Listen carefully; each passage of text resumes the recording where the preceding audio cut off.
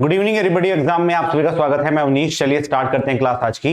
और जैसे कि आपको पता है कि आज मैं आपको फ्लूइड मैकेनिक्स का क्रैश कोर्स कराना स्टार्ट कर रहा था। थोड़ा सा लेट हो गया है। मैं अभी आया हूँ और आती है आपकी क्लास लेना स्टार्ट कर रहा हूँ। कोई बात नहीं, मैं आज जो क्लास है उसको रिकॉर्ड कर रहा हूँ, लाइव नहीं ले पा रहा हूँ क्योंकि आपका टाइम था 8 बजे का और मैं अब आया हूँ 8:30 बजे। थोड़ा लेट हो गया हूँ, तो कोई बात नहीं, क्लासेस तो मिल जाएंगी। देखो, बात करते हैं कि फ्लूइड मैकेनिक्स बहुत इंपॉर्टेंट टॉपिक्स है। एग्जाम में बहुत सारे क्वेश्चन बनते हैं फ्लूइड मैकेनिक्स से।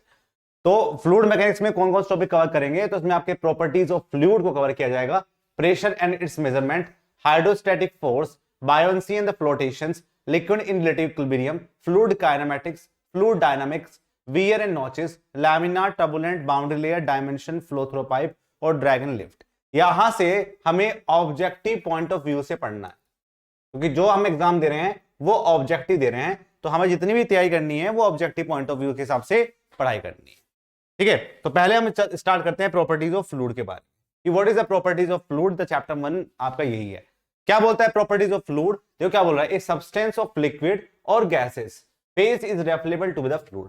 जो आपका फ्लूइड मूवेबल हो, जो मूव कर सकता है, जिसपे शियर स्ट्रेस का डिफॉर्मेशन हो रहा हो, शियर डिफॉर्मेशन हो रहा हो, ठीक है, तो क्या हो गए वे सब आपके फ्लूइड्स होंगे।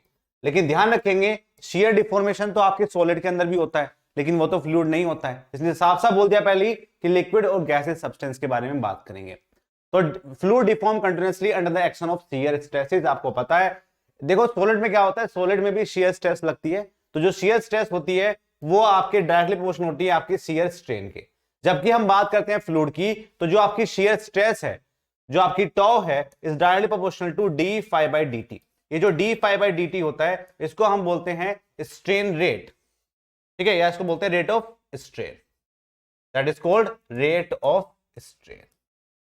इसको हम रेट ऑफ स्ट्रेन के नाम से जानते हैं। यदि आप फ्लूइड के रेस्ट कंडीशंस पे उसकी प्रॉपर्टी को डिस्क्राइब करेंगे तो उसको हम बोलते हैं फ्लूइड स्टैटिक। इसमें भी दो पार्ट है, पहले को हम बोलते हैं फ्लूइड काइनेमैटिक्स, एक को हम बोलते हैं फ्लूइड डायनामिक्स। फ्लूइड काइनेटिक्स मतलब ये होता है कि जो कोई एक फोर्स है जो मूवमेंट करा रहा है, जो मोशन करा रहा है, फ्लूइड को मूव करा रहा है, लेकिन जो करा रहा है हमें उसके बारे में बात नहीं करनी है, उससे क्या रिजल्ट बने उसके बारे में बात करनी है, उसको हम फ्लूइड काइनेमैटिक्स बोलते हैं। तो लिखा हुआ है study of fluid in motion without the consider the force responsible for this motion.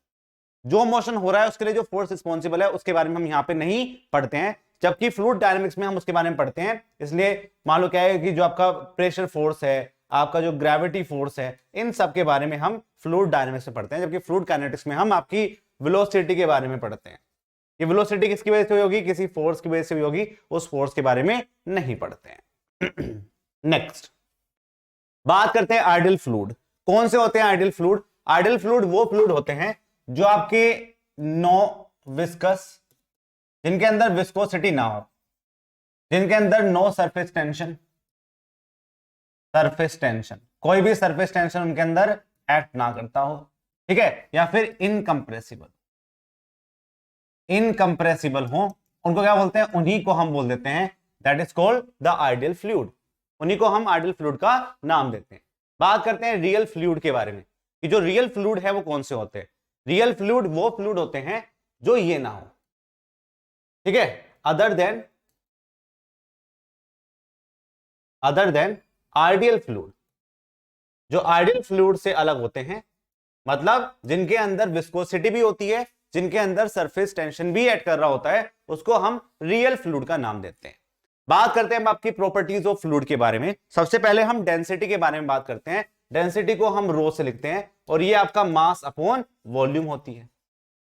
कभी कभी हम इसको गामा डब्ल्यू से भी लिख देते हैं, गामा से, और ये क्या हो जाएगा फिर, ये आपके वेट और वॉल्यूम में कन्वर्ट हो जाएगा। यूनिट आपको पता है किलोग्राम पर मीटर क्यूब में इस यूनिट को लिखते हैं। डेंसिटी ऑफ लिक्विड और gas is directly proportional to pressure.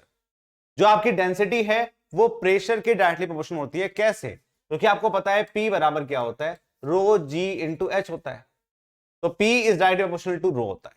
लेकिन ध्यान रखेंगे जो आपकी डेंसिटी है is inversely proportional to temperature, क्योंकि जो क्या होता है, जैसे जैसे आपका टेम्परेचर बढ़ता है वैसे वैसे आपके जो मॉलिक्यूल्स हैं वो लाइटर होना स्टार्ट हो जाते हैं और डेंसनेस कम हो जाती है। इसलिए हम बोलते हैं कि टेम्परेचर के इनवर्सली प्रोपोर्शनल होता है। नेक्स्ट हम बात करते हैं स्पेसिफिक वेट। स्पेसिफिक वेट जो मैंने आपको बताया था गामा, उस गामा के ऊपर बात कर रहे हैं, वो आपका रो इंटू जी के बराबर होता है। गामा डब्ल्यू की वैल्यू तो आपको पता ही है 9.81 किलो न्यूटन पर मीटर क्यूब होती है, ये आपको पता है। ठीक है, यदि मैं गामा डब्ल्यू ऑफ मरकरी है, ठीक है, दिस इज मरकरी, यदि आप गामा मरकरी की बात करेंगे तो क्या होगी, वो आपकी 13.6 इंटू गामा डब्ल्यू के बराबर होगी, ये भी आपको पता है। कभी कभी हम इसको किलो जूल एफ में लिखते हैं, 1 kgf लिखते हैं, ठीक है, kgf लिखते हैं ना। क्या होता है kgf? ये kgf वही वाला है क्या जो हम सोच रहे हैं? ये वो वाला नहीं है। इस kgf को यदि हम कन्वर्ट करना होता है न्यूटन में तो 9.81 न्यूटन पर सेंटीमीटर स्क्वायर में कन्वर्ट कर सकते हैं। ये यूनिट मैं इसलिए बता रहा हूं क्योंकि एग्जाम में काम आती है, और आगे भी जब आप ऑब्जेक्टिव लगाएंगे तो कई बार आपको जो यूनिट है वो kgf में दे रखी होती है, उसको कन्वर्ट करना पड़ता है 9.81 किलो न्यूटन पर मीटर पर सेंटीमीटर स्क्वायर में कन्वर्ट कर लेते हैं। नेक्स्ट बात करते हैं vapour pressure in the cavitation. कई बार आपने एक फिनोमिना पढ़ा होगा जिसको हम बोलते हैं कैविटेशन। क्या होता है ये cavitation? What is this cavitation? बताइए मुझे एक बार। देखो मैं ना एक एग्जांपल देता हूं आपको।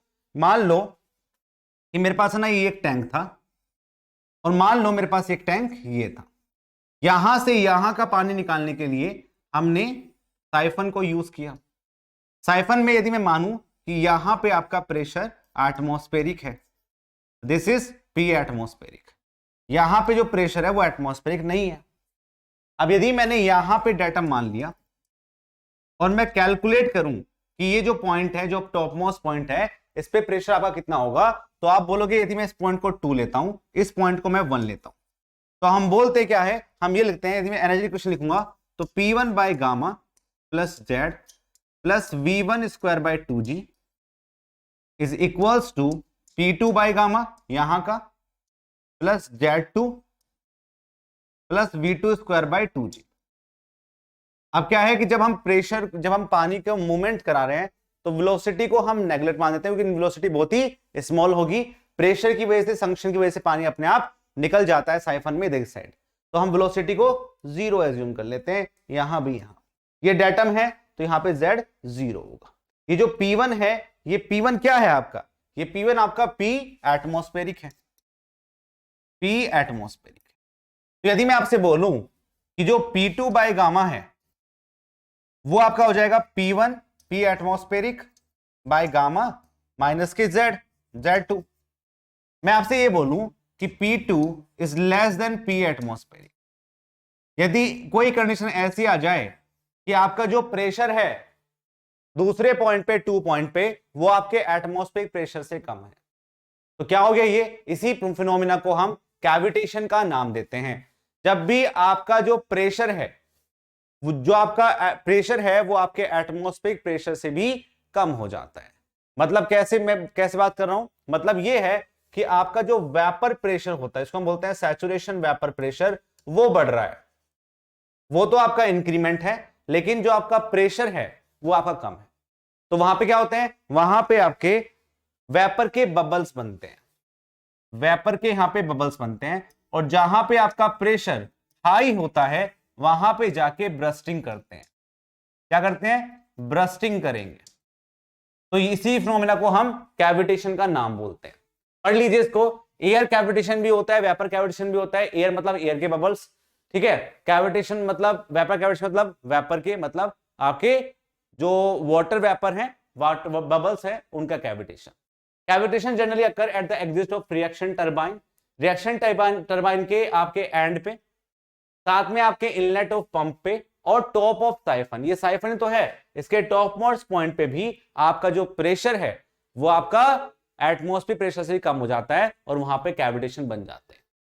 तो यदि आपको कैविटेशन से प्रिवेंटिंग करना है तो आपको प्रेशर की वैल्यू को बढ़ाना पड़ेगा, प्रेशर कभी भी कम नहीं होना चाहिए। Some of the cases with the favourable और the chances of cavitation rise in elevation, आपके एलिवेशन के बढ़ने की वजह से भी कई बार कैविटेशन हो जाते हैं, क्योंकि जैसे जैसे आपके पास राइज होता है वेलोसिटी बढ़ती है, वेलोसिटी बढ़ने की वजह से भी आपके पास क्या होगा, कैविटेशन बन सकता है, प्रेशर की वैल्यू कम हो सकती है। ठीक है, डिक्रीज इन एटमॉस्फेरिक प्रेशर, ठीक है, इंक्रीज इन टेम्परेचर। तो ध्यान रखें इस बात को, टेम्परेचर के बढ़ने से भी आपका कैविटेशन होता है। क्या टेम्परेचर बढ़ने से भी आपका कैविटेशन होता है। भाई कैसे कैविटेशन हो सकता है, कैसे भाई? देखो ऐसे होता है टेम्परेचर बढ़ने से कैविटेशन। यदि आपका टेम्परेचर बढ़ेगा तो ध्यान रखना इस बात को कि वहां पे बॉइलिंग होगी, तो आपका जो प्रेशर है, जो आपका प्रेशर है, वेपर प्रेशर तो बढ़ रहा है लेकिन एटमॉस्फेरिक जो प्रेशर है वो काफी कम हो गया, काफी कम हो गया। तो क्या वो वेपर प्रेशर से कम हो गया? हाँ जी, वो वेपर प्रेशर से भी कम हो जाता है और वहां पे आपके कैविटेशन होने के चांसेस बढ़ जाते हैं। तो ध्यान रखेंगे एग्जाम में जो क्वेश्चन बनेंगे वो बनेंगे कहां कहां पे होता है, क्या कम प्रेशर की वजह से होता है, क्या ज्यादा प्रेशर की वजह से होता है, ऐसे क्वेश्चन एग्जाम में यहां से बनेंगे। नेक्स्ट, अब बात करते हैं बल्क मॉडुलस और कंप्रेसिबिलिटी। जब हम बल्क मॉडुलस की बात करते हैं तो हम इसको K से डिनोट करते हैं और इसको हम बोलते हैं minus change in pressure divided by change in volume by the original volume. इसी को मैं बल्क मॉडुलस का नाम देता हूं, that is a bulk modulus. Actually क्या होता है, density equals to mass upon volume, तो आपने पढ़ा होगा। तो क्या मैं इसको रो इंटू वी को एम लिख सकता हूं? यदि मैं चेंजेस देखूं, यदि मुझे पता है कि जब मैं आपके कंजर्वेशन ऑफ मास पे काम करता हूं तो मास तो आपका कांस्टेंट रहेगा, मास तो चेंज नहीं होगा। दैट मींस कि change in mass is equals to zero. तो यदि आप इसको डेरिवेटिव करोगे तो रो डी वी प्लस के V del rho is equals to zero. तो क्या आप यहां से कैलकुलेट कर सकते हैं rho D V is equals to minus के वी डी रो। तो या मैं एक काम कर सकता हूं कि जो मेरा change in volume by the original volume है, क्या मैं उसकी जगह रो बाय रो लिख सकता हूं? क्या लिख सकता हूं मैं? क्या मैं इसी को लिख सकता हूं कि डेंसिटी का change divide by the density? तो वैसे तो क्या होगा, जब भी आपका जो फ्लूइड है वो इनकंप्रेसिबल रहेगा तो आपकी जो डेंसिटी है वो चेंज नहीं होगी। लेकिन ध्यान रखेंगे किसी केस में क्या होता है, जब आप सी के बॉटम पे आ जाते हैं तो density of the fluid change होना स्टार्ट हो जाती है। चेंज होना स्टार्ट हो जाएगी तो वहां पे चेंज होगी तो इसको मैं लिख सकता हूं माइनस के डीपी, और इसकी जगह यदि मैं इसको लिखता हूं minus del rho by rho, तो क्या मैं इसको rho del P by del rho लिखता हूं? तो ये वाला फॉर्मूला भी होता है और आपका ये वाला फॉर्मूला भी होता है, आप किसी भी फॉर्मूले पे काम कर सकते हैं। ठीक है, इसी को हम बल्क मॉडुलस का नाम बोलते हैं। बल्क मॉडुलस हमको यही बताता है कि आपके फ्लूइड में कितने वॉल्यूम चेंज किया आपके प्रेशर ने, इसी को हम बल्क मॉडुलस का नाम देते हैं। बल्क मॉडुलस का जो उल्टा होता है वही आपकी कंप्रेसिबिलिटी को डिस्क्राइब करता है, क्योंकि देखो चेंज इन आप डेंसिटी का जो चेंज है वही आपकी कंप्रेसिबिलिटी बोल रहा है। कल को मैं बोलूंगा कि जो फ्लूइड है वो आपका इनकंप्रेसिबल है तो मैं बोल दूंगा साफ साफ कि जो आपका del rho by rho is equal to zero, यदि आपका जो फ्लूइड है वो इनकंप्रेसिबल है। क्या है? इनकंप्रेसिबल है, तो हम इस पे काम कर लेंगे। लेकिन ध्यान रखेंगे यदि मैं इस पे काम करूंगा तो यदि मैं कंप्रेसिबिलिटी की बात करूंगा कि what is the meaning of compressibility, तो कंप्रेसिबिलिटी क्या होती है मेरे पास? कंप्रेसिबिलिटी जिसको हम 1/K से नोट करते हैं, ये क्या होगा? ये इसका उल्टा हो जाएगा। ठीक है, जो आपके पास बल्क मॉडुलस है उसके उल्टे के हिसाब से हम आपकी कंप्रेसिबिलिटी को डिस्क्राइब करते हैं, क्योंकि यहां पे जो चेंज इन डेंसिटी आ रही है वो आपकी इनवर्सली प्रोपोर्शनल आ रही है आपके बल्क मॉडुलस की, ये भी आप ध्यान रखेंगे। नेक्स्ट हम बात करते हैं विस्कोसिटी की। विस्कोसिटी का मतलब क्या होता है? बहुत इंपॉर्टेंट टॉपिक है, एग्जाम में क्वेश्चन बनता है। It is measure the resistance of fluid to deformation. It is due to the internal force develop between the different layer of fluid when they are forced to move relative to each other। देखो क्या होता है, मान लो मेरे पास ना एक particle था, उसकी वेलोसिटी u थी, और एक dy डिस्टेंस पे मेरे पास दूसरा पार्टिकल था जिसकी वेलोसिटी u प्लस के du थी। ये वेलोसिटी है मेरे पास। यदि ये जो चेंज है, ये जो एंगल है, यदि इस एंगल को मैं थीटा मानता हूं तो क्या ये मेरे पास du इंटू dt का डिफॉर्मेशन नहीं होगा? तो जब भी हम आपके विस्कोसिटी पे काम करते हैं तो हम डिफॉर्मेशन पे काम करते हैं कि पार्टिकल टू पार्टिकल का जो मूवमेंट है उसकी वजह से क्या हुआ? कोहेजन था पार्टिकल के बीच में, और उस पार्टिकल के बीच में जो कोहेजन था उससे कितना चेंजेस हुआ, क्या उसकी वो शियर स्ट्रेस की वजह से हुआ, उसी को मैं विस्कोसिटी का नाम देता हूं। यदि आप इसको यहां पे कैलकुलेट करेंगे तो जो d5 होगा, क्या वो आपका du into D T divided by dy नहीं होगा? तो यदि आप यहां से कैलकुलेट करेंगे तो d5 by d t is equal to du by dy हो जाएगा। हो जाएगा नहीं हो जाएगा? ये फॉर्मूला आपने पढ़ा होगा।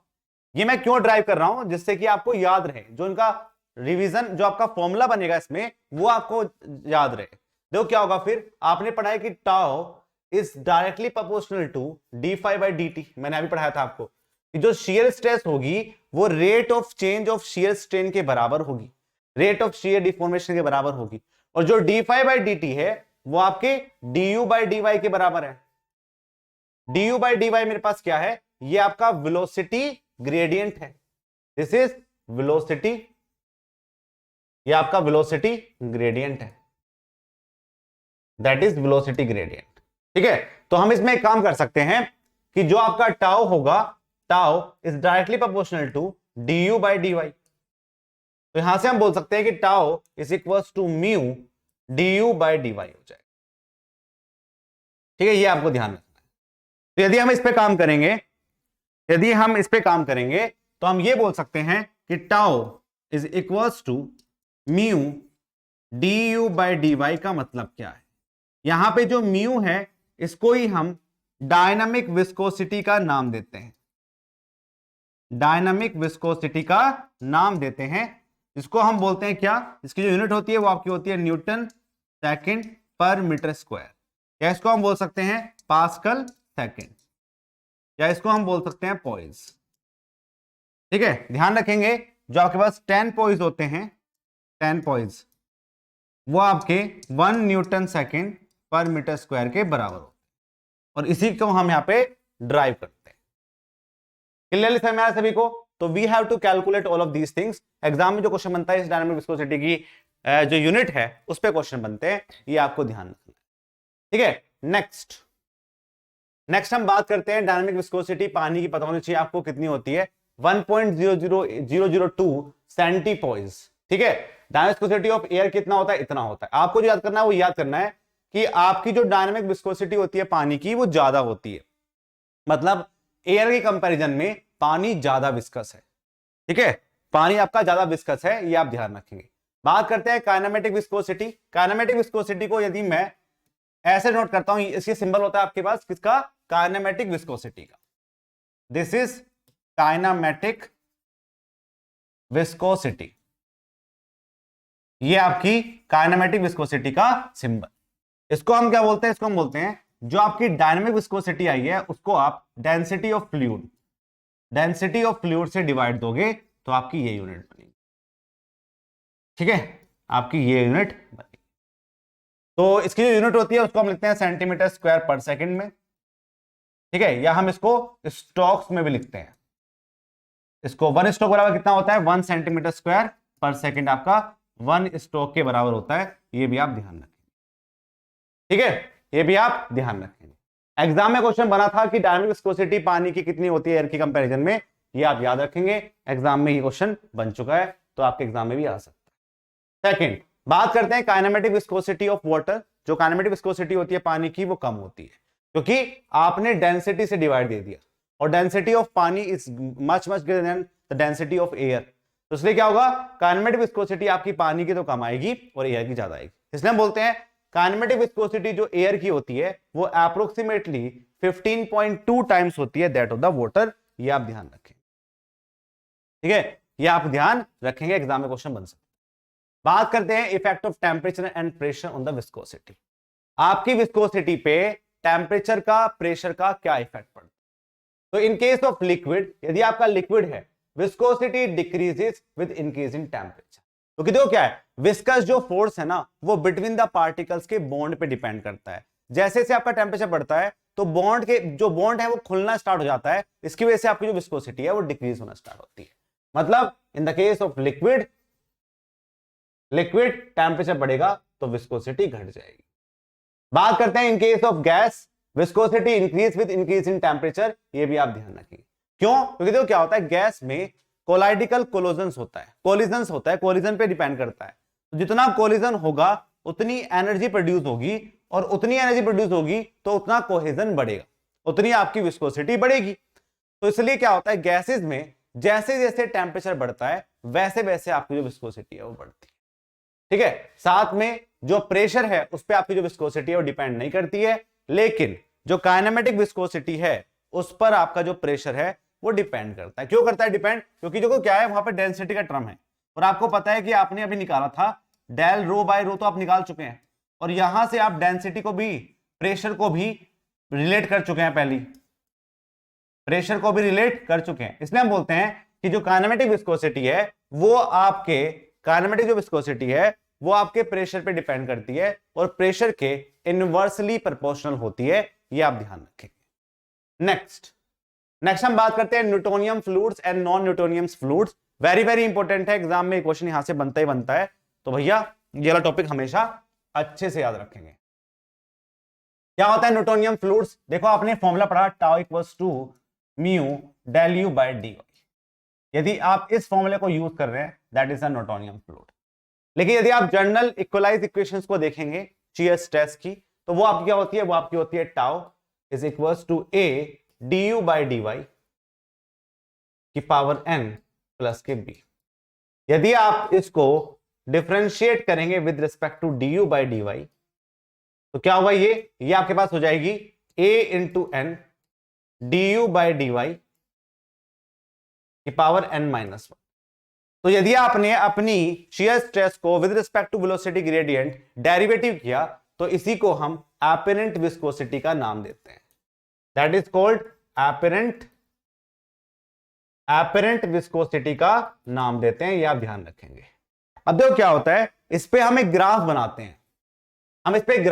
हैं, देखो ये जो B है ये आपकी यील्डिंग स्ट्रेस है, यील्ड शियर स्ट्रेस है, कि आपकी जब आपने अपने लिक्विड पे, अपने फ्लूइड पे कोई शियर स्ट्रेस लगाई, उससे पहले उसका कितना डिफॉर्मेशन हो चुका होगा। ठीक है, डिफॉर्मेशन से पहले कितनी स्ट्रेस प्रोड्यूस कर चुका होगा, that is called the B. तो ये क्या होता है? यदि यहां पे मैं इस कर्व की बात करूं, तो ये जो आपकी हॉरिजॉन्टल लाइन दिखा रहा है, इसी को हम आइडियल फ्लूइड का नाम देते हैं। किसका नाम देते हैं? आइडियल फ्लूइड का। यहां पे देखो, यहां पे जो थीटा है पहले कम था, अब यहां पे थीटा देखो बढ़ गया, यहां पे आपका थीटा बढ़ता जा रहा है।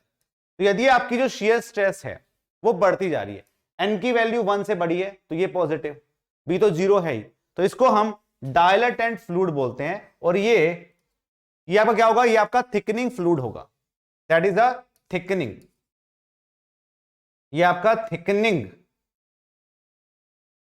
थिकनिंग फ्लूइड होगा। ओके, सेकंड हम बात करते हैं, यदि आपका बी भी 0 है और आपका n इक्वल्स टू 1 है, तो दैट मीन्स आपकी जो शियर स्ट्रेस है वो स्टार्टिंग में 0 है और वहां आपका डिफॉर्मेशन भी 0 है, उसी को हम न्यूटोनियम फ्लूइड का नाम देते हैं। यदि उल्टा है, पहले आपका जो एंगल था वो काफी बड़ा था, अब एंगल काफी छोटा हो गया, तो उसको क्या बोलते हैं? उसको हम सूडो प्लास्टिक का नाम देते हैं, that is called the pseudo plastic. ठीक है, नेक्स्ट हम काम करते हैं कि यदि मेरे पास जो b की वैल्यू है इज नॉट इक्वल टू 0, तो यदि आपका जो स्लोप है वो बढ़ रहा है, n की वैल्यू 1 से बड़ी है और b is not equal to 0, तो उसको हम रियो प्लास्टिक का नाम देते हैं। यदि n इक्वल टू 1 है तो बिंगम प्लास्टिक और आइडियल प्लास्टिक, बात एक ही है, आइडियल प्लास्टिक बात आपकी एक ही। बात करते हैं n is less than 1 and b is not equal to 0, that is called the thixotropic, इसको हम थिक्सोट्रोपिक का नाम देते हैं। ये काफी एग्जाम में पूछे गए हैं, इसका डायग्राम पे भी क्वेश्चन पूछे गए हैं, तो प्लीज इसको याद रखेंगे, कई बार आपके एग्जाम में ये क्वेश्चन बन चुका है। ठीक है, नेक्स्ट हम करते हैं कि what is the example of that. Example क्या होता है? देखो मैं लिख चुका हूं कि शियर थिनिंग फ्लूइड कौन सा होता है और शियर थिकनिंग फ्लूइड कौन सा होता है, मैं आपको बता चुका हूं पहले ही।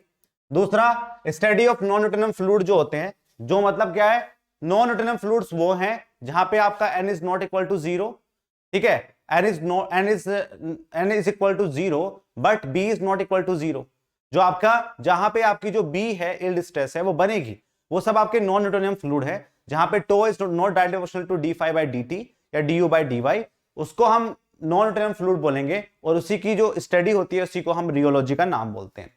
अब बात करते हैं एग्जाम्पल की, वेरी वेरी इंपॉर्टेंट एग्जाम्पल है, एग्जाम में क्वेश्चन यहां से बनता है। बात करते हैं सूडो प्लास्टिक, मतलब ये थिनिंग फ्लूइड है, आप उनको हाथ में लेंगे तो ये थिन होते जाएंगे, जैसे पेंट हो गया, ब्लड हो गया, सिरप हो गया, मिल्क हो गया, लिपस्टिक हो गया, पेपर हो गया, ये सब क्या होते हैं? ये आपके फ्लूइड थिनिंग फ्लूइड्स हैं, this is shear thinning fluids. बात करते हैं न्यूटोनियम, जैसे आपका पानी हो गया, एयर हो गया, ग्लिसरॉल हो गया, ऑयल हो गया, ये सब क्या होते हैं? न्यूटोनियम फ्लूइड होते हैं। बात करते हैं डाइल्यूटेंट फ्लूइड के, मतलब थिकनिंग, जैसे आपका सॉल्यूशन जो आप लेंगे सस्पेंडेड स्टार्च का, वो आपके डाइल्यूटेंट फ्लूइड का ही पार्ट होता है। बात करते हैं थिक्सोट्रोपिक, प्रिंटर इंक, केचअप, इनेमल्स, ये सब आपके थिक्सोट्रोपिक होते हैं। बात करते हैं बिंगम प्लास्टिक, टूथपेस्ट हो गया, सीवेज हो गया, मतलब क्या है, यदि आप इनको हाथ में कहीं भी लगाएंगे तो ये एक लेयर छोड़ देंगे, एक कोहेजन्स की, एक विस्कोसिटी की लेयर छोड़ देते हैं, उनको हम बोलते हैं बिंगम प्लास्टिक। जैसे टूथपेस्ट हो गया, सीवेज हो गया, ड्रिलिंग मड हो गया, जेल हो गया, ये सब होते हैं। बात करते हैं रियो प्लास्टिक, जिप्सम हो गया, लुब्रिकेंट्स हो गया, बेंटोनाइट स्लरी हो गया, इनके नाम ध्यान रखेंगे, इनके नाम पर ही एग्जाम में क्वेश्चन बने हैं, ठीक है, मैं आपको दिखाऊंगा अभी क्वेश्चन। बात करते हैं सरफेस टेंशन की। Surface tension is very very important for the exam point of view. देखो क्या होता है, यहां पे आपके पास दिख रहा होगा पानी है, अब ये पानी के मॉलिक्यूल्स हैं, ये साइज है जो पानी के मॉलिक्यूल्स हैं, जहां पे आपका एयर और जहां पे आपका लिक्विड, इन दोनों का प्रेजेंस है, वहां पे क्या होता है कि जो पानी है वो अपने लेयर के फ्लूइड को नीचे खींचता है, तो उस पे उसकी जो अपर लेयर है उस पे एक सरफेस टेंशन क्रिएट होता है ना, एक खिंचाव क्रिएट होता है, उसी को मैं सरफेस टेंशन का नाम देता हूं।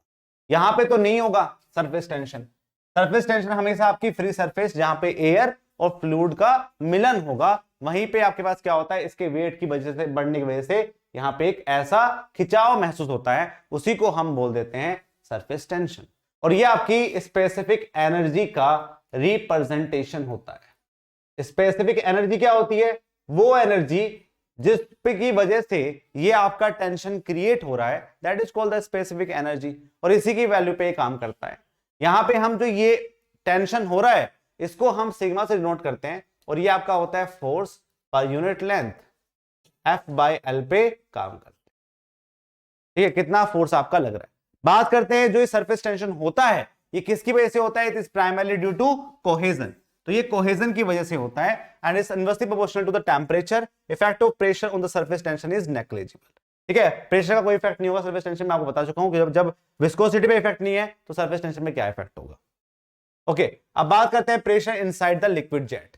लिक्विड जेट के अंदर आपका प्रेशर निकालना पड़ता है आपको कि कितना सरफेस टेंशन लग रहा है, कितना प्रेशर लग रहा है। देखो क्या है, यदि आपके पास ये जेट है, ठीक है, ये आपका जेट है, यदि आप इसको कट करोगे तो ये आपका ऐसा निकलेगा, इसमें जो स्ट्रेस लगेंगी वो यहां पे लग रही होंगी, यहां पे स्ट्रेस लग रही होंगी। यदि ये आपका डी डाया है और यदि ये आपके पास लेंथ है एल, तो क्या होगा? आपको पता है सिग्मा इक्वल्स टू F/L होता है, ठीक है, तो सिग्मा इंटू एल क्या आपका डेल्टा पी इंटू कितनी लेंथ पे लग रहा है? डी इंटू एल पे, ये आपका लग रहा है। सिग्मा आपके पास है ही, कितनी लेंथ पे आपकी इफेक्टिव ये जो आपका प्रेशर है वो एग्जर्ट कर रहा है, टेंशन एग्जर्ट कर रहा है, वो इस पूरे पेरिफेरी पर ही एग्जर्ट कर रहा है, तो that is equals to 2L, ठीक है, ये आपका 2L के बराबर हो गया, and delta P into D into L, यदि आपका एल से एल कट जाएगा तो delta P is equals to 2 sigma by D, ये आपके पास प्रेशर की वैल्यू होती है in the case of inside the outside jet. बात करते हैं pressure inside the liquid droplet. यदि आपका ये ड्रॉपलेट है और ये स्पेरिकल शेप की जो वजह होती है, जितने भी आपके ड्रॉपलेट बनते हैं वो स्पेरिकल शेप के बनते हैं, उसका मेन कारण भी यही होता है क्योंकि सरफेस टेंशन पे आपका जो सरफेस एरिया होता है मिनिमम, वो स्पेरिकल शेप में ही बन पाता है, और वहीं पे आपकी जो स्टेबिलिटी है वो दिखाई देती है। ओके, तो क्या होगा, यदि मैं यहां पे, यदि आप इसको खोल रहे हैं, इसके अंदर पानी है, तो यहां पे आपके ऐसे स्ट्रेस प्रोड्यूस कर रहा होगा ये इस पूरी पेरिफेरी पे, तो हम बोल सकते हैं डेल्टा पी इंटू π/4 इंटू, यदि ये डाया को मैं डी मान लेता हूं, into D square is equal to क्या होगा यहां पे? सिग्मा इंटू पेरीमीटर, एल जो होगा वो आपकी लेंथ है, इसकी लेंथ कितनी है जिसपे ये लग रहा है, that is equal to pi into D. Clear सभी को? कुछ नहीं है, ये देखो, ये आपके पास फोर्स था, ये आपका सिग्मा है, ये आपका पेरीमीटर, दैट इज पेरीमीटर। यदि आप यहां से कैलकुलेट करेंगे तो डी से डी तो गया, पाई से पाई तो गया, और जो आपका डेल्टा पी होगा ये आपका 4 सिग्मा बाय डी हो जाएगा, that is 4 sigma by D.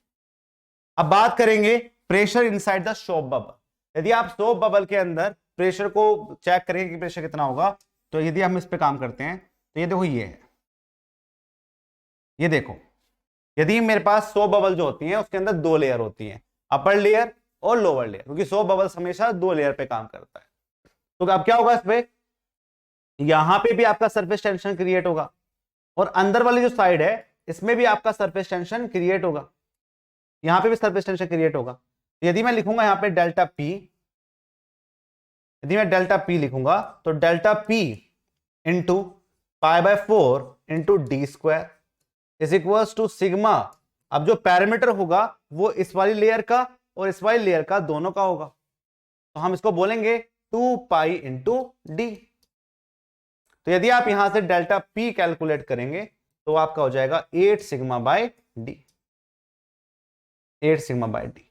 इनकी जो वैल्यू है वो आपको याद रखनी है, एग्जाम में इन वैल्यूज पे ही क्वेश्चन आ चुका है, कई बार इन वैल्यूज पे क्वेश्चन आ चुका है। ये आप ध्यान रखेंगे कि जेट के केस में कितना होता है, एयर बबल्स के केस में कितना होता है, या वाटर बबल के केस में कितना होगा, या फिर हम जो सोप बबल के केस में क्या वैल्यू होगी, ये कई बार क्वेश्चन एग्जाम में बन चुके हैं। नेक्स्ट हम बात करते हैं कैपिलरिटी की। कैपिलरिटी क्या होता है? कैपिलरिटी का जो फिनोमिना है वो कोहेजन एडेशन पे डिपेंड करता है। एडेशन मतलब बाउंड्री के साथ आपका क्या कॉन्टेक्ट है, कोहेजन मतलब पार्टिकल टू पार्टिकल। यदि आपका कोहेजन ज्यादा है तो ये ड्रॉपलेट बनता है, जब आपका जो कोहेजन है वो ज्यादा है और एडेशन कम है तो ऐसी शेप बनती है। लेकिन यदि आपका एडेशन ज्यादा है मतलब बाउंड्री के साथ आपके फ्लूइड का कांटेक्ट ज्यादा है, तो यही शेप आपकी ये बन जाती है। ये तब बनता है जब आपका एडेशन आपका क्या हो, ज्यादा हो, कोहेजन आपका कम होता है, तब आपकी ये शेप बनती है। ठीक है, तो आप देख भी रहे होंगे कई बार आपकी जो शेप है वो ऐसी बन जाती है, कई बार आपने कैपिलरिटी में भरा ऐसी शेप बन गई, कई बार आपकी जो शेप है वो ऐसी बन जाती है। क्यों बनती है ऐसी? जब आपका कोहेजन ज्यादा होगा एडेशन कम होगा तो ऐसी, उल्टा होगा तो ऐसी शेप बनेगी। यहां पे जो फाई का एंगल है, फाई जो है वो आपके पास क्या है, लेस देन 90 डिग्री है, तभी आपका जो कॉनकेव है वो अपवर्ड बनेगा। यदि आपका फाई के 90 से बड़ी है, फाई इज ग्रेटर देन 90, तो आप क्या बनेगी, कॉन्वेक्स अपवर्ड बनती है। ये आपको ध्यान रखना, ठीक है। चलो अब कुछ क्वेश्चंस कर लेते हैं, जितना हमने पढ़ा है क्या हम उस पर क्वेश्चन लगा पा रहे हैं या नहीं लगा पा रहे हैं, ये देखते हैं। ये सब आपके ईएससी के प्रीवियस ईयर क्वेश्चन है। आप देखोगे कि बहुत सारे बच्चे डिप्लोमा से हैं, वो डरते हैं कि मैं कैसे करूंगा ईएससी क्वेश्चन, और वो भी फ्लूइड करूंगा। तो ये जो क्वेश्चन है वो ईएससी के ही हैं। अब देखना आप अपने आप करोगे, अपने आप चुटकियों से उड़ा दो क्वेश्चंस को। देखो जरा ध्यान से, बताओ आंसर क्या है इसका। आपको यहाँ पे ग्राफ दे रखा है, पूछा गया है कि कौन सा ग्राफ किसका है। तो ए वाला तो मेरे पास क्या है, ये तो मेरे पास आइडियल फ्लूइड है, ए वाला तो ए का तो 2 होगा। ए का 2 किसमें आ रहा है, इसमें आ रहा है और इसमें आ रहा है, तो ये दोनों ऑप्शन तो गए। जो आपका बी वाला ऑप्शन है, सी वाला ऑप्शन हो गया। अब बात करते हैं बी की। तो बी मेरे पास क्या है, this is the dilatant fluid. ठीक है, ये जो मेरे पास है ये आपका डायलेटेंट फ्लूइड है, डायलेटेंट फ्लूइड है। तो मेरे पास बी वाला है। अब बी का मेरे पास यहां पे ऑप्शन में नहीं दे रखा, मुझे कुछ भी ऑप्शन में नहीं दे रखा। लेकिन मुझे एक बात पता है कि जो सी वाला है ये आपका नॉन न्यूटोनियम फ्लूइड है, तो सी का जो 3 है वो तो मुझे नहीं दे रखा। अब मैं क्या करूं, बताओ क्या करूं मैं। लेकिन मुझे एक बात पता है कि जो डी वाला है, ये जो डी वाला है ये कौन सा है, क्या ये आपका थिक्सोट्रोपिक है या नहीं है। तो क्या ये आपका डी वाला थिक्सोट्रोपिक है या नहीं है? हाँ जी, ये थिक्सोट्रोपिक है। ठीक है, क्योंकि ये तो आपका आइडियल प्लास्टिक हो गया था, इसको तो हमने आइडियल प्लास्टिक बोला था, जिसको हम बिंगम प्लास्टिक भी बोलते हैं। तो सी वाला तो 1 होगा, सी वाला 1 किसमें आ रहा है, इसमें ही आ रहा है। तो ऑप्शन क्या हो जाएगा, A, and A is answer for this question. यदि आप इंडिविजुअली चेक करोगे तो आप फंस जाओगे, लेकिन यदि आप एलिमिनेशन मेथड से करोगे तो आराम से क्वेश्चन बन जाना है और कुछ भी गलती यहां पे नहीं होगी। नेक्स्ट बात करते हैं आपके consider following statement in order to have a cavitation. मैंने आपको बताया जो कैविटेशन है वो कब होता है, जब आपका जो वेपर प्रेशर है वो बढ़ जाता है और आपका जो आपका सैचुरेशन प्रेशर है वो आपका काफी कम रह जाता है। तो प्रेशर कम की वजह से होने की वजह से ही आपके कैविटेशन बनते हैं। तो लिखा हुआ है local velocity is increased so that the local pressure is decrease below the vapour pressure. मतलब आपका जो लोकल प्रेशर है वो आपके सैचुरेशन प्रेशर से भी कम हो गया, तो वहां पे आपके कैविटेशन होंगे। मैं आपको बता चुका हूं पहले कि वेलोसिटी बढ़ने की वजह से बनते हैं ये, तो फर्स्ट ऑप्शन तो सही है। बात करते हैं elevation is kept so high that the local pressure is reduced below the vapour pressure. इसकी वजह से कैविटेशन होते हैं। जब आपका एलिवेशन बढ़ जाता है तो आपका जो वेपर प्रेशर है वो तो बढ़ा हुआ निकलता है, लेकिन जो आपका लोकल प्रेशर है वो कम हो जाता है। General ambient pressure is increase to very high magnitude. High pressure पे कभी भी आपका कैविटेशन नहीं होगा। यदि आपका जो प्रेशर है वो वेपर प्रेशर से ज्यादा है तो कभी भी बॉइलिंग कंडीशन नहीं होगी, कभी भी आपके पाइप के अंदर पिटिंग नहीं होगी। तो थर्ड ऑप्शन गलत है। वाटर हैमर मस्ट अकर। वाटर हैमरिंग नहीं होती है, पिटिंग होती है। हैमरिंग अलग चीज है, पिटिंग अलग चीज है। कैविटेशन जब भी होगा जब पिटिंग होगी, आपको ब्रस्टिंग की आवाज आएगी आपके पाइप के अंदर से, डिस्क को दबाने वाली आवाज आएगी, उसको हम बोलते हैं आपके पास pitting. This is not the water hammer. तो third and fourth are wrong. तो आंसर जो रहेंगे वो आपका 1 एंड 2 रहेंगे एंड सी इसका answer for this question. C आपका कट आंसर है। नेक्स्ट करिए, नेक्स्ट क्वेश्चन करेंगे, अपने आप जवाब देंगे।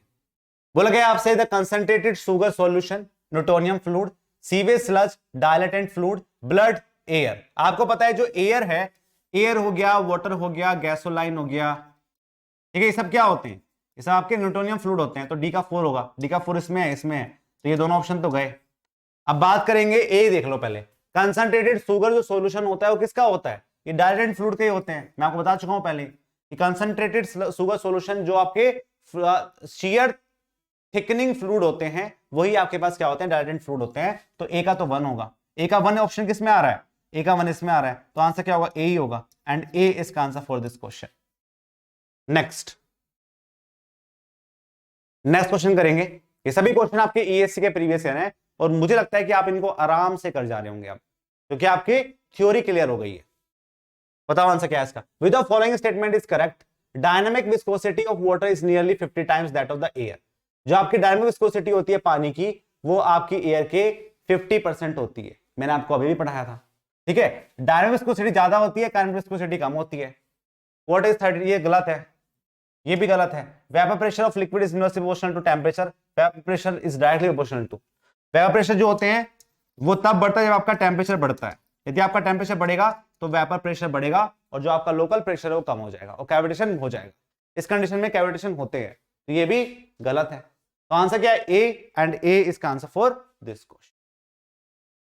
ये करिए। आपको एक स्लूज इनलेट डैम दे रखा है।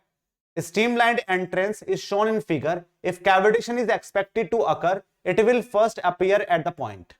तो 1, 2, 3 and the 4th. यदि मैं स्लूज इनलेट की बात करूं डैम पे, if cavitation is expected to occur, it will first appear at the point. मुझे बताओ कैविटेशन कहां पे हो सकता है? देखो क्या होगा, आपको 1 पॉइंट दे रखा है, 2 पॉइंट, 3 पॉइंट, 4 पॉइंट। तो जो 4वां पॉइंट है इस पे आपका जो कैविटेशन है उसके होने के चांसेस काफी ज्यादा है। क्योंकि देखो क्या होता है, जब भी आपका यहां से फ्लो एंटर हुआ और यहां पे जाके गिर रहा है तो यहां पे जो लॉसेस हैं वो ज्यादा हो जाते हैं। दूसरा, आपको पता है कि यदि मैं वेलोसिटी की बात करूं तो वेलोसिटी किस पॉइंट पे ज्यादा होगी? यहां पे हर जगह आपकी जो वेलोसिटी है वो कम रहेगी, लेकिन 4th पॉइंट पे आपकी जो वेलोसिटी है वो हाई रहेगी। और जब वेलोसिटी हाई होती है तो आपका जो वेपर प्रेशर है वो बहुत जल्दी इंक्रीज होता है और वो आपके एटमॉस्फेयर प्रेशर से भी ज्यादा हो सकता है, हो जाएगा, तो वहां पे आपके कैविटेशन बढ़ सकते हैं। तो इनमें जो सबसे सीवियर कंडीशन है जहां पे आपके कैविटेशन हो सकते हैं वो 4th पॉइंट है। This is 4th point and D is का answer for this question. Next ये करिए। A plate is 0.025 mm distant from the fix plate. ये बोल रहा है कि मेरे पास है ना एक फिक्स प्लेट है। ये अच्छा क्वेश्चन है, इसको मैं कर देता हूं एक बार। ये मेरे पास एक है ना फिक्स प्लेट है, ठीक है, लो मान लो प्लेट, ठीक है, ये मेरे पास एक फिक्स प्लेट है, this is the fix plate. वो ये पूछ रहा है कि इस फिक्स प्लेट से 0.025 mm ऊपर मेरे पास एक प्लेट है, ठीक है। यहां पे मतलब यहां पे कुछ फ्लूइड भरा होगा, ठीक है, ओके। और जो ये from a fix plate move at the 60 centimetre पर सेकेंड। जो ये प्लेट है मान लो ये इधर मूव कर रही है, वो भी 60 मीटर पर सेकेंड की स्पीड से। जिसका जो फोर्स है वो फोर्स जो लग रहा है इस पे वो 0.2 kgf बाय मीटर स्क्वायर। ये सेंटीमीटर स्क्वायर होगा, ठीक है, सेंटीमीटर स्क्वायर होगा वैसे तो ये, अच्छा मीटर स्क्वायर में रखा कोई बात नहीं, kgf मीटर स्क्वायर में आपको वैल्यू दे रखी है। आप कहने को तो ये फोर्स है लेकिन इसकी यूनिट देखो क्या है, यूनिट क्या है इसकी? यूनिट आपकी ये स्ट्रेस को बता रहा है। तो जो टाउ का फॉर्मूला होता है mu del u by d y, यहां पे जो आपको स्ट्रेस दे रखी है वो कितनी दे रखी है? वो आपको 0.2 kgf, और ये आपकी सेंटीमीटर में दे रखी है, तो आप इसको 10⁴ सेंटीमीटर स्क्वायर में कन्वर्ट कर लीजिए। ठीक है, फिर साथ में म्यू आपको निकालना है जो डायनामिक विस्कोसिटी है, और जो आपको वेलोसिटी दे रखी है वो कितनी दे रखी है? 60। दिस इज 60 सेंटीमीटर है, 60 सेंटीमीटर पर सेकेंड। और साथ में जो डिफरेंस है जहां पे आपका जो dy है वो लाई कर रहा है बिटवीन द प्लेट, वो कितना है? वो आपका 0.025 इंटू 0.1 कर लो। तो यहां से आप म्यू निकालोगे तो ये म्यू आएगा आपके पास 8.3 इंटू 10⁻10 kgf पर सेंटीमीटर स्क्वायर। ये आपके म्यू की वैल्यू आएगी, ये आप ध्यान रखें। तो ये क्वेश्चन काफी देखने में बड़े लगते हैं पर ये बड़े नहीं होते हैं। It is very simple question, ये काफी आपके सिंपल क्वेश्चन होते हैं, इनको आप ध्यान रखेंगे। तो ऐसे इस क्वेश्चन को मतलब सीधा फॉर्मूला लगाया, कुछ नहीं करा है, फॉर्मूला लगा के इस क्वेश्चन को आराम से कर सकते हैं। ठीक, चलो ये थी आपकी आज की क्लास। और बहुत सारे बच्चे बोल रहे हैं कि सर अभी है ना एग्जाम आ रहे हैं हमारे, ठीक है, जैसे अभी क्या है रिसेंटली जो एग्जाम आ रहा है वो यूपी ट्रिपल एससी जेई का आ रहा है और यूपीपीएससी ए का आ रहा है, यूपीपीएससी ए। तो मुझे लगता है कि इस एंड टाइम पे सब्जेक्ट वाइज करने का कोई फायदा नहीं है, क्योंकि आप सब पढ़ चुके हैं, वो सब बच्चे कर सकते हैं बाद में, वो हम करेंगे कंटिन्यू, ऐसे पढ़ाएंगे जैसे मैं आपको पढ़ा रहा था अभी। ठीक है, लेकिन कल से हम आपकी मिक्स प्रैक्टिस पे ही काम करेंगे, मिक्स प्रैक्टिस क्वेश्चंस पे ही काम करेंगे। ठीक है, स्पेशली फॉर दिस, ये और साथ में राजस्थान जेई के जो बच्चे हैं उनके लिए हम ये स्टार्ट करेंगे। तो सभी के लिए क्वेश्चंस आपके लिए इंपॉर्टेंट रहेंगे, क्योंकि इन्हीं के एग्जाम अभी बिल्कुल पास में है। तो मिक्स प्रैक्टिस क्वेश्चंस मैं और वैभव सर आपको दोनों रोजाना कराएंगे। वो क्वेश्चंस ऐसे होंगे, वो इसी लेवल के होंगे जो मैं अभी करा रहा था आपको। ठीक है, तो यदि आप उनको करके जाएंगे तो आपके बहुत सारे क्वेश्चन यहाँ से फंस जाएंगे। ठीक है, तो कल भी मैं आपको क्लास करवाऊंगा, कल आपकी क्लास जो है वो वैभव सर की क्लास है, उसमें हम आपको मिक्स प्रैक्टिस क्वेश्चन कराएंगे, तो आप सबको करने हैं। ठीक है, आप सबको मिक्स प्रैक्टिस क्वेश्चन पे काम करना है, क्योंकि टाइम काफी कम है। आज 5 हो गई है ना?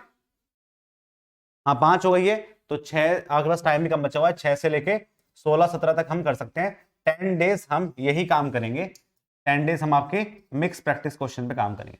मैं कोशिश यही करूंगा कि अपनी क्लास में मैं आपको 100 क्वेश्चंस कराऊं, 100 क्वेश्चंस पर डे कराऊं, जिससे कि आपके आने वाले दिनों में काफी मतलब 1000 क्वेश्चन तक आपके जो क्लियर हैं वो हो जाने चाहिए। इसमें सारे जो टॉपिक्स हैं उसको मैं कवर करके चलूं।